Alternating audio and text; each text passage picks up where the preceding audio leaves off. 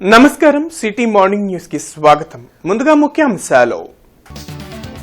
CM Chandrababu అధ్యక్షతన 6వ SIPB సమావేశం.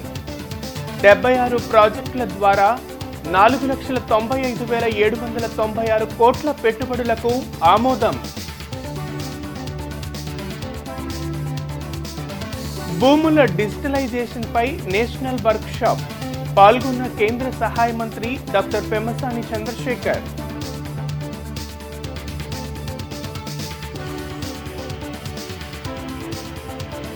మోదీ యుద్ధాన్ని ఆపటం అనాలోచిత నిర్ణయం. అఖిలపక్షంతో చర్చించి ఉంటే బాగుండేదన్న కాంగ్రెస్ మాజీ మంత్రి చింతామోహన్.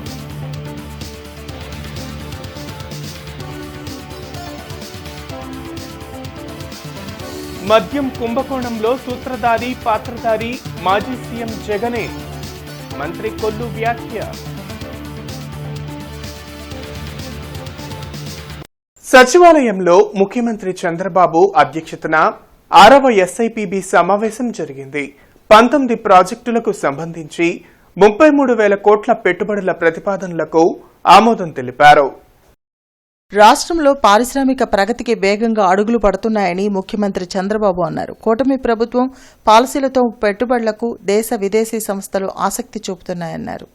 ఇప్పటి వరకు 6 ఎస్ఐపిబిల్లో 76 ప్రాజెక్టుల ద్వారా 4,95,796 కోట్ల పెట్టుబడులకు ఆమోదం తెలిపామని, వీటి ద్వారా 4,50,934 మందికి ఉద్యోగ ఉపాధి అవకాశాలు లభించనున్నాయని తెలిపారు. ఒప్పందాలు చేసుకున్న సంస్థల పనుల పురోగతిపై డాష్బోర్డ్ ద్వారా పర్యవేక్షణ జరగాలన్నారు.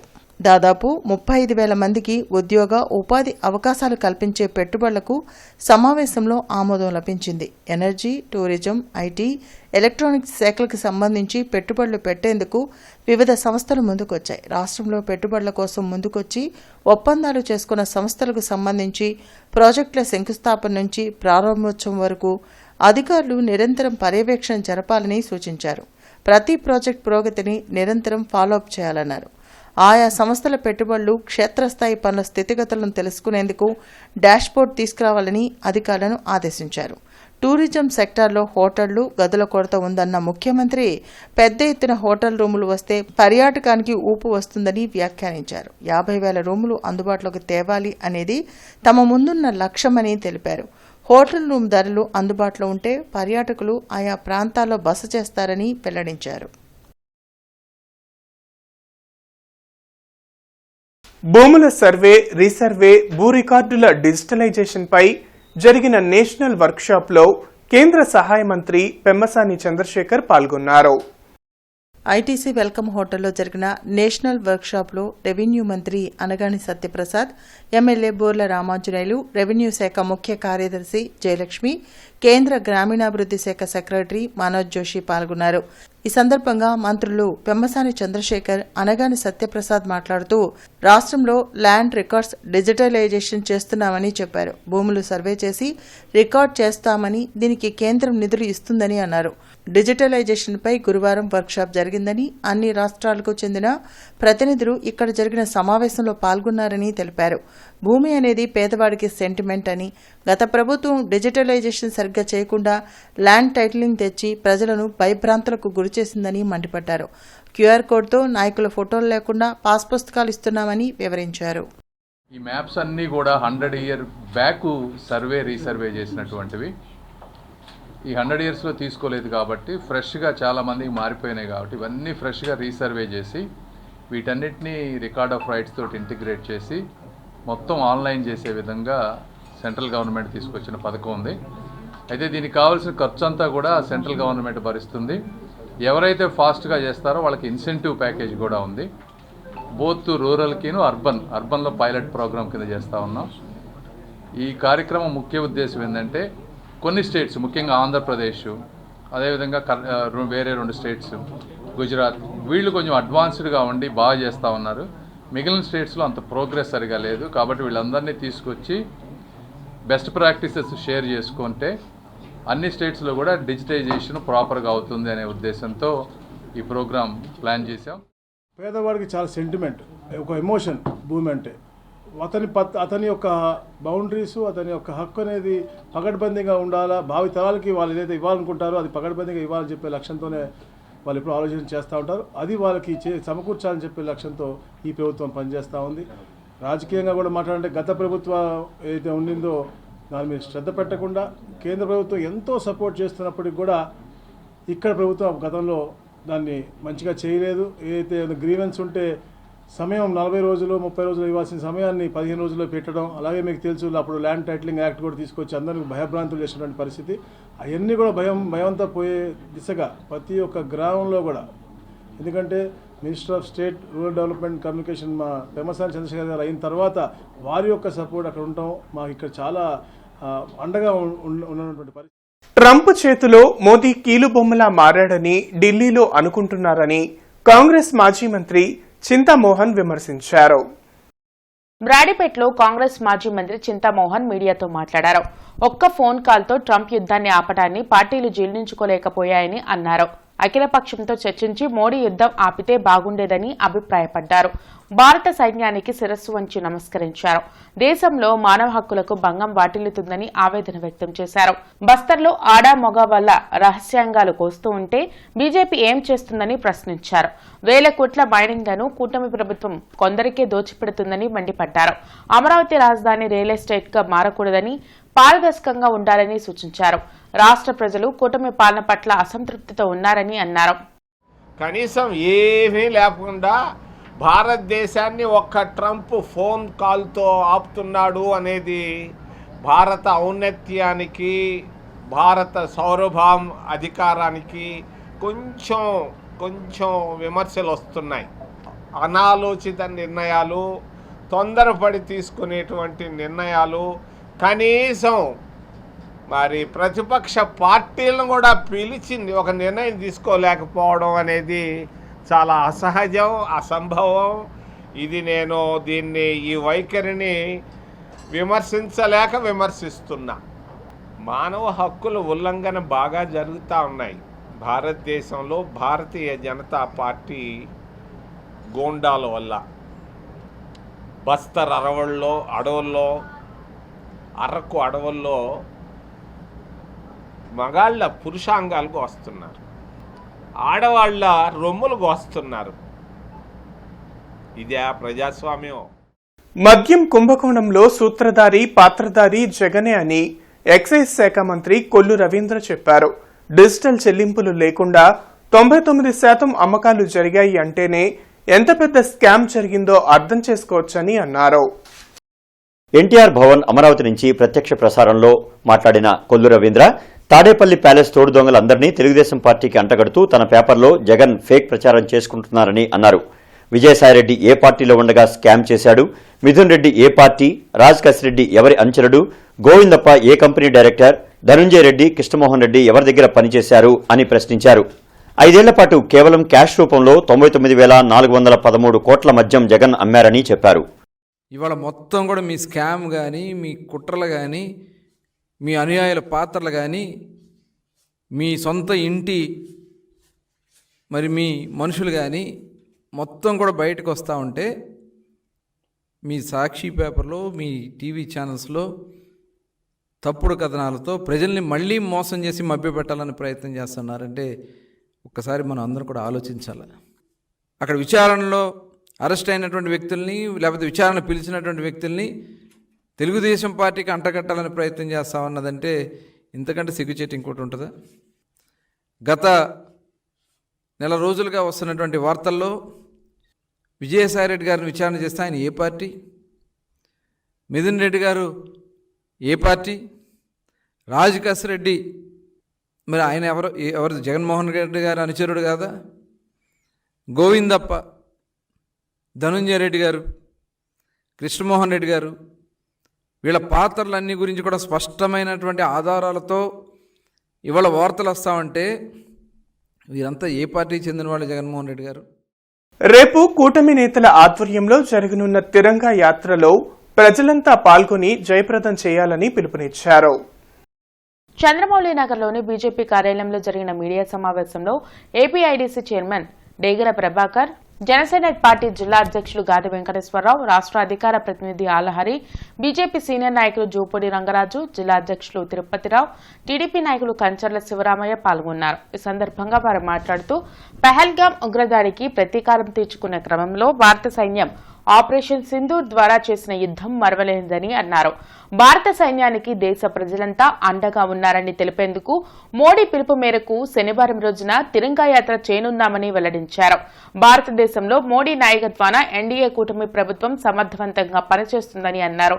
ప్రధాని మోడీ నాయకత్వంలో ఆర్మీ చేసిన సాహస కృత్యాలు మరవలేనివని, భారతదేశ కీర్తి పతాకాన్ని ప్రపంచానికి చాటి చెప్పారని కొనియాడారు. పార్టీలకు అతీతముగా, మతాలకు అతీతంగా భారతదేశంలో ఒకటే మాట, ఒకటే బాట అంటూ భారత్ మాతాకి జై అంటూ జై జవాన్ అనేటువంటి పరిస్థితితో ఎన్డీఏ కూటమి 17వ తారీఖు నాడు ర్యాలీ తీసుకుంటున్నది. దాని ఎన్డీఏ కూటమిలో ఉండేటువంటి అన్ని పార్టీలు దీనికి సంకేతంగా మద్దతు పలుకుతున్నాయి. ఇది బీజేపీ విజయంతో పాటు ఎన్డీఏ కూటమి విజయం. కూటమి మరి ఎవరైతే భాగస్వామైనటువంటి తెలుగుదేశం పార్టీ, అలానే జనసేన 3 పార్టీలు కలిసి చేస్తున్నటువంటి కార్యక్రమానికి ప్రతి ఒక్కరూ కూడా వచ్చి మన దేశంలో ప్రధానమంత్రి మోడీ గారు చేసినటువంటి కృషి, అలానే సాయుధ బలగాలు చేసినటువంటి కృషి, దేశభక్తి, ఐకమత్యం అంతా కూడా ప్రతి పౌరుడికి తెలియజేసే విధంగా రేపు తిరంగా యాత్ర ఉంటుందని చెప్పేసి దీనికి అందరూ కూడా కూటమిలో ఉన్నటువంటి ప్రతి ఒక్కరు కూడా వచ్చి దీన్ని జయప్రదం చేయాలి. ప్రజలందరూ కూడా ఇది మనకెందుకులే, వాళ్ళేదో పార్టీలు చేస్తున్నాయి అనే భావన వీడి భారతదేశం నా మాతృభూమి అని చదువుకున్నాం. ఆ కాన్సెప్ట్తో మీరందరూ కూడా రోడ్డు మీదకి వస్తే ఆ ఇంపాక్ట్ వేరుగా ఉంటుంది.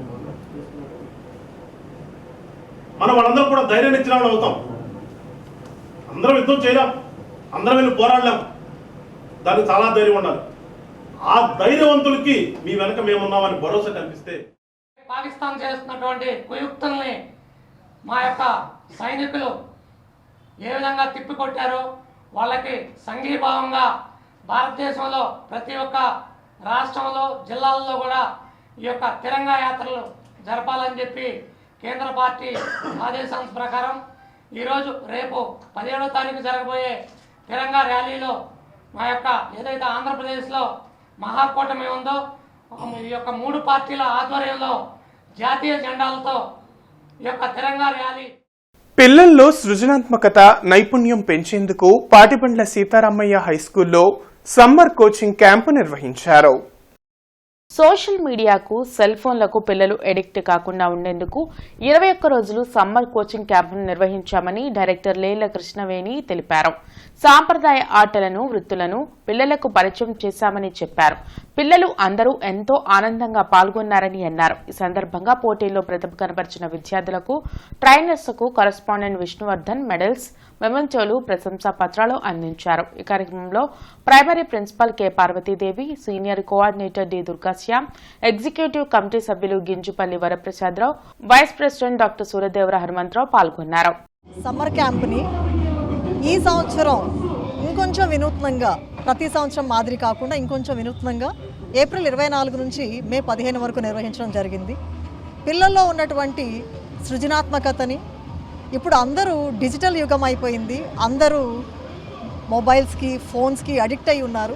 దాని నుంచి వాళ్ళని బయటికి తీయడానికి, వాళ్ళలో ఉన్న క్రియేటివిటీకి పదును పెట్టడానికి, మన అంతరించిపోతున్న సాంప్రదాయ ఆటల్ని కూడా వాళ్ళకి పరిచయం చేయడానికి ప్రత్యేకంగా మేము రూపొందించాము. వారాంతంలో వాళ్ళకి ఆట విడుపుగా 5 రోజుల పాటు జరిగే వాటికి భిన్నంగా సాంప్రదాయ ఆటల్ని పరిచయం చేశాము.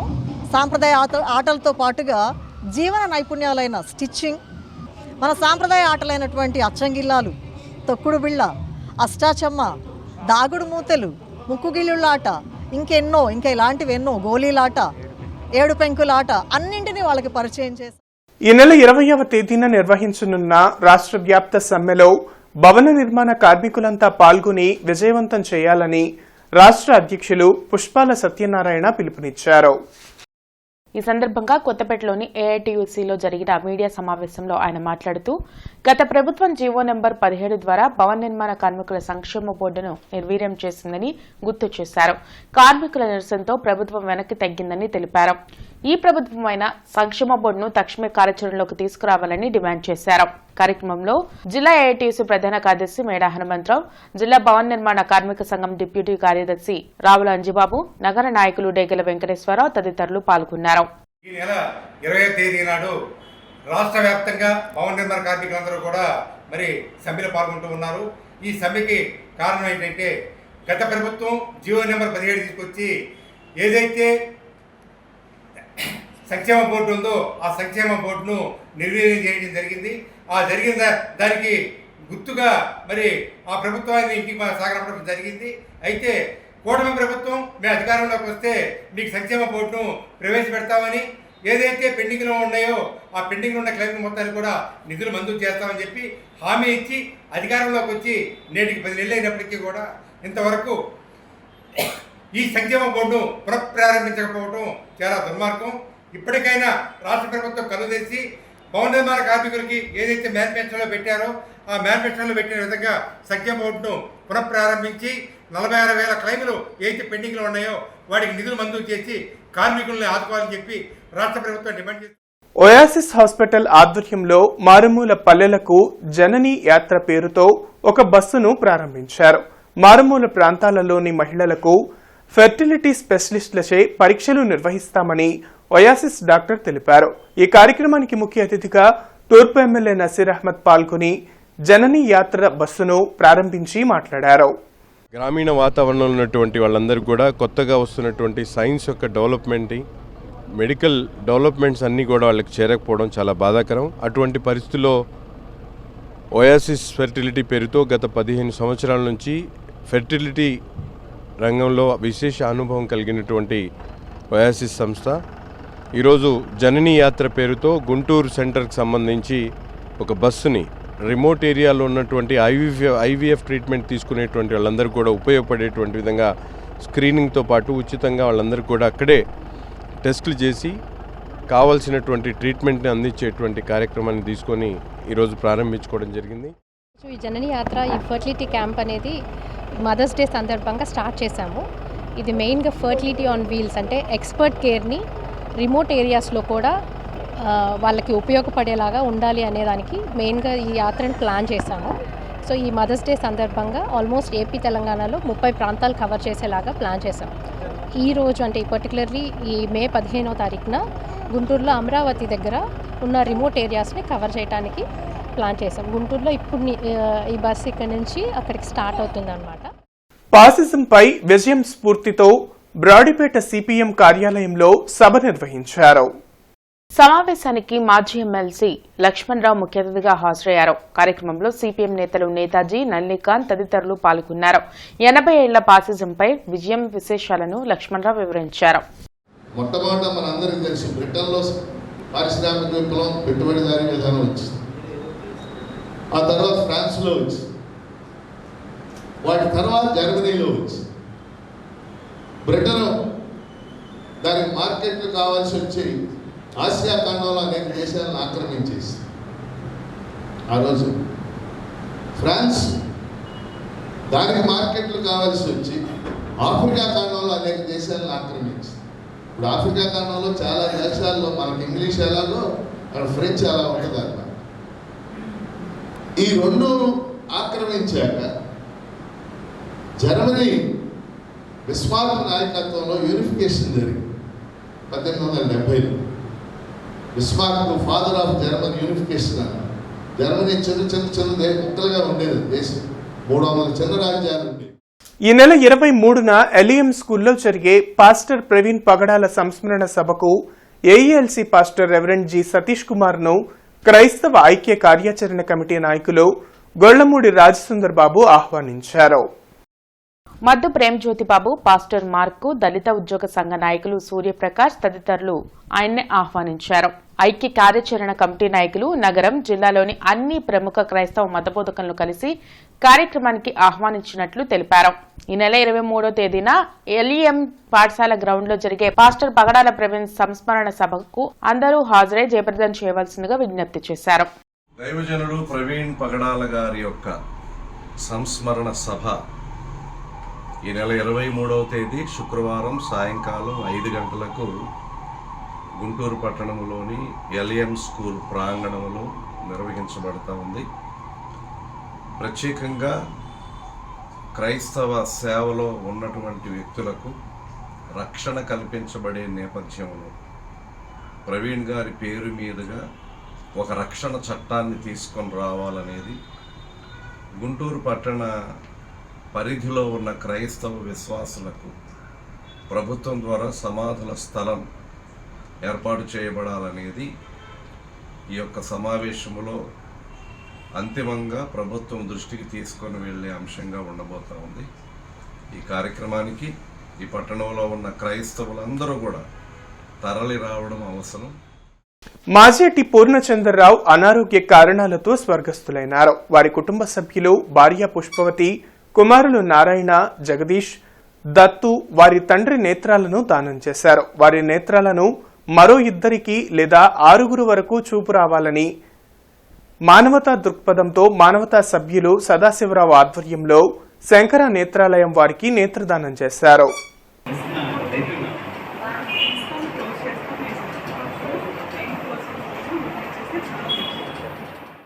సిటీ న్యూస్ సమాప్తం. నమస్కారం.